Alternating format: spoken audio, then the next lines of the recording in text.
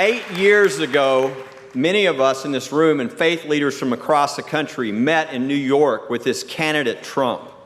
And a number of us, 7 of us, asked questions. And I asked the question on judges.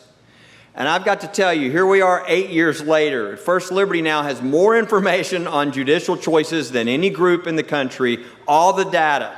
And let me tell you, it makes a big difference who's choosing those judges, who the president is, who those senators are. Let's look at religious freedom. We have about 8,000 requests a year for the Supreme Court to take a case. Last year they took 58. The year before they took 59. If our goal was for them to take one of our cases in the last 2 years, that would have been a really heady goal. They didn't take one of our cases. They didn't take 2. They didn't take 3. We won 4 religious liberty cases at the U.S. Supreme Court. And 3 of these were landmark religious liberty cases. Carson versus Macon, a case out of Maine where you could pick any school you wanted with your voucher funds in the state of Maine as long as you didn't pick a Christian school. Well, 6-3, the Supreme Court said that is unconstitutional, and from now on, every parent in a school choice program has a right to pick the Christian school for their children. The Grath case. In Grath, we had a protection that was in the law for many, many years, but 46 years ago, in the workplace, religious freedom in the workplace, the Supreme Court issued a horrible decision, redefining the words to make it to where you didn't have religious freedom in the workplace. The standard was way lowered.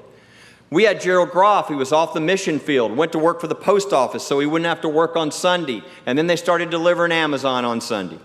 And they said, I'm sorry, but we don't really have to accommodate your religion anymore. We went to the Supreme Court. We said, look, we're going to do something unusual.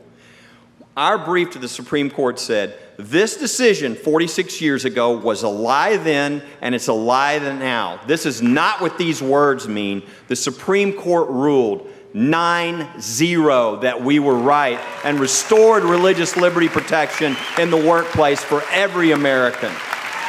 And then third, we had the Coach Kennedy case, a case that almost everybody is aware of, and almost everybody knows Coach went to a knee to just say a prayer after the game. And then they said after 7 years of doing this, they told him if you go again, you're going to be fired. Well, he's a Marine. He went to a knee.